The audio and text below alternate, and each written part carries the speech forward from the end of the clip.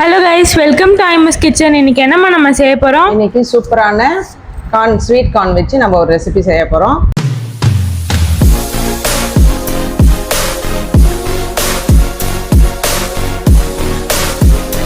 Skip பண்ணாமல் last வரைக்கும் பாருங்கள், செம்ம யூஸ்ஃபுல்லான இருக்கும்.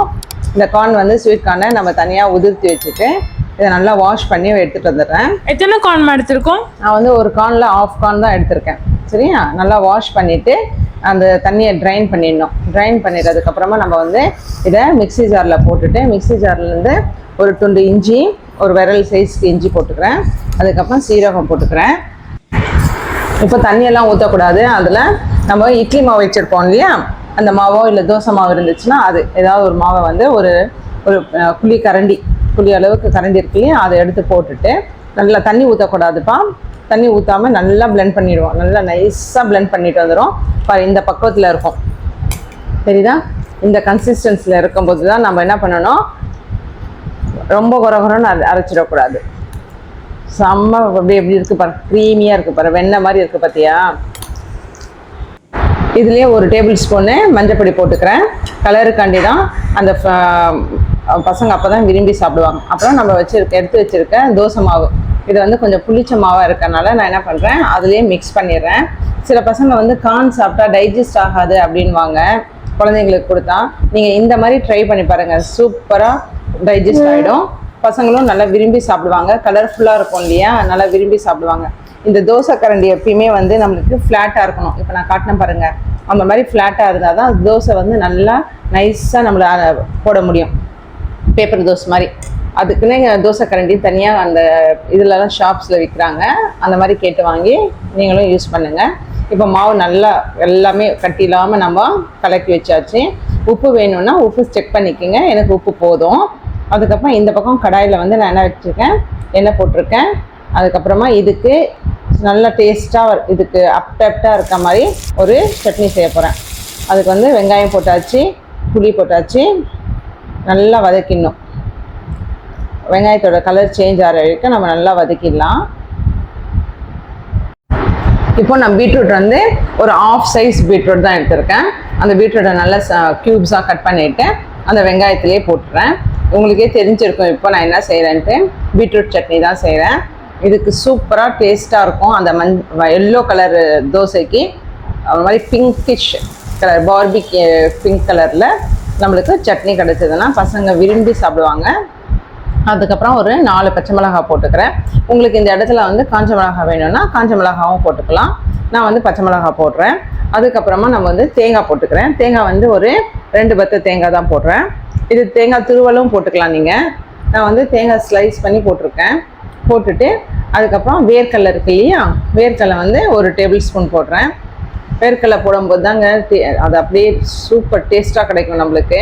பொட்டுக்கடலை போட்டு செஞ்சிங்கன்னா வேறு டேஸ்ட்டு கிடைக்கும். இது ஒரு டேஸ்ட்டு, அது ஒரு டேஸ்ட்டு. நீங்கள் ரெண்டுமே ட்ரை பண்ணி பாருங்கள். கொஞ்சமாக சால்ட்டு போட்டுக்கிறேன். போட்டுட்டு நல்லா சாட்டை பண்ணிக்கோங்க. அந்த பீட்ரூட்டெல்லாம் நல்லா வந்து மெத்துண்டாயிடணும். அந்த மாதிரி வர வரைக்கும் நம்ம நல்லா சாட்டை பண்ணிக்கலாம். கொஞ்சம் பச்சை கருவேப்பிலையும் போட்டுக்கிறேன். பாருங்கள், நல்லா வதங்கி வந்துடுச்சு, சூப்பராக வதங்கி வந்துடுச்சு. இப்போ நம்ம என்ன பண்ணுறோம், அதை எடுத்து நல்லா மிக்ஸியில் அரைச்சிட்டு வந்துடுறோம். இப்போ ஒரு கிண்ணத்தில் போட்டு நம்ம அதுக்கு ஒரு சூப்பர் தாளிப்பு கொடுத்துடலாம். பாருங்கள், கலர் பார்த்தீங்களா எவ்வளோ சூப்பராக இருக்குன்னு. டேஸ்ட்டும் அல்டிமேட்டாக இருக்கும். ஒன்றும் பயப்பட வேணாம். ஒரே ஒரு வாட்டியாவது நீங்கள் இதை செஞ்சீங்கன்னா உங்கள் பசங்களை அவங்க திரும்ப திரும்ப கேட்பாங்க, இதே மாதிரி செஞ்சு கொடுங்க மம்மி அப்படின்ட்டு. இப்போ இது வந்து கொஞ்சம் கெட்டியாக இருக்கு இல்லையா, எனக்கு வந்து கொஞ்சம் தண்ணியாக இருக்கணும். தோசைக்கு கொஞ்சம் நீட்டாக இருந்தால் தான் நல்லாயிருக்கும். அதனால் கொஞ்சம் நான் தண்ணி ஊற்றிக்கிறேன்.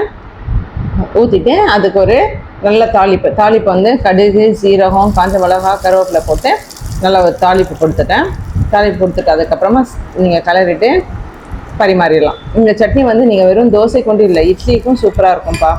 ஒரு வாட்டி செஞ்சு பாருங்கள். இப்போ நம்ம மாவு கலக்கி வச்சுருந்தோம் இல்லையா, ஒரு 10 மினிட்ஸ் விட்டுட்டு அதுக்கப்புறம் இப்போ பாருங்கள் எவ்வளோ சூப்பராக இருக்குது மாவு. க்ரீமியாக அப்படியே அந்த ஸ்ட்ரக்சர் பார்த்தீங்களா எவ்வளோ சூப்பராக இருக்குன்ட்டு. இப்போ இதை எடுத்து நம்ம தோசை செஞ்சிடலாம். இந்த கரண்டி நான் சொன்ன மாதிரி ஃப்ளாட் கரண்டி தான் யூஸ் பண்ணணும். இப்போ நான் தவா சூடாகிடுச்சு. இப்போ நான் தோசை ஊற்றிடுறேன். தோசை நல்லா சாஃப்டாக வருங்க. மேலே கிரிப்ஸியாக இருக்கும், உள்ளே நல்லா சாஃப்டாக இருக்கும். அது வந்து மாவு கூட உங்களுக்கு வந்து தட்டி தராது, நல்லா ரவுண்ட் பண்ணுறதுக்கு ஈஸியாக தான் இருக்கும். பாருங்கள் எவ்வளோ சூப்பராக வருதுன்ட்டு.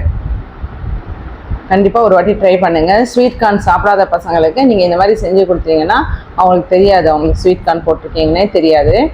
நம்மளும் வந்து அந்த ஃபைபர் இருக்கு இல்லையா, ஸ்வீட் கார்னில் ஃபைபர் சத்து ரொம்ப அதிகமாக இருக்கு இல்லையா, அது இந்த மாதிரி செஞ்சு சாப்பிட்லாம். மாவு ஏதாவது புளிச்சிச்சுன்னா நம்ம இந்த மாதிரி கண்டிப்பாக செஞ்சு சாப்பிடுங்க. இன்னும் உங்களுக்கெல்லாம் இந்த மாதிரி ரெசிபிஸ் எல்லாம் நீங்கள் ஏதாவது நீங்களும் ட்ரை பண்ணியிருக்கீங்கன்னா எனக்கு கமெண்ட்டில் சொல்லுங்கள். நானும் கண்டிப்பாக ட்ரை பண்ணி பார்க்குறேன். என்னுடைய ரெசிபிஸ் நீங்கள் ட்ரை பண்ணியிருக்கீங்கன்னா எப்படி இருக்குங்கிறத எனக்கு கண்டிப்பாக மறக்காமல் கமெண்ட்டில் சொல்லுங்கள். இதில் கல் தோசை கூட செய்யலாங்க, நல்லா மெத்துன்னு இருக்கும், நல்ல பபுள்ஸாக வரும். அதே நான் வந்து ஒன்று வந்து இண்டோலியம் தவாவில் செஞ்சுருக்கேன், இன்னொன்று வந்து நான்ஸ்டிக் தவாலையும் செஞ்சு காட்டுறேன். ஏன்னா பிகினர்ஸ் குட்டி பசங்கள்லாம் இருக்காங்க இல்லையா, அவங்களாம் செய்கிறதுக்கு நான்ஸ்டிக்லேயும் செஞ்சு காட்டுறேன். பாருங்கள் எவ்வளோ சூப்பராக, நல்லா எங்கேயுமே வந்து பிஞ்சே போகாதுங்க தோசை. நார்மல் தோசையோட இந்த தோசை இந்த மாதிரி நீங்கள் ஏதாவது வெஜ்ஜீஸை மிக்ஸ் பண்ணி கொடுங்க பசங்களுக்கு. அதுவும் மார்னிங் பிரேக்ஃபாஸ்ட் வந்து நம்மளுக்கு ரொம்ப ஹெல்த்தியான பிரேக்ஃபாஸ்ட்டாக பசங்களுக்கு கொடுக்கணும்.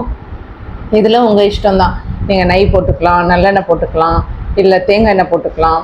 அவங்கவுங்க விருப்பத்துக்கு ஏற்ற மாதிரி ஆயிலோ பட்டரோ ஏதோ ஒன்று போட்டு கொடுத்துடலாம். நல்லா திருப்பத்துக்கும் எவ்வளோ சூப்பராக வந்திருக்கு பாருங்கள். நம்ம கார்ன் தோசை கூட பீட்ரூட் சட்னி வச்சு நம்ம பசங்களுக்கு பரிமாறிடலாமா?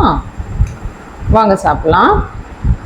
வாவ், செம்மையாக இருக்குமா இந்த பீட்ரூட் சட்னியும் கார்ன் தோசையும், பார்க்கவே செம்ம கலர்ஃபுல்லாக இருக்குது. இப்போ இதை நான் சாப்பிட போகிறேன். நீங்களும் மறக்காமல் லைக் பண்ணி ஷேர் பண்ணி சப்ஸ்கிரைப் பண்ணிவிட்டு சாப்பிடுங்க. வாங்க சாப்பிட்லாம். தேங்க்ஸ் ஃபார் வாட்சிங். பாய்.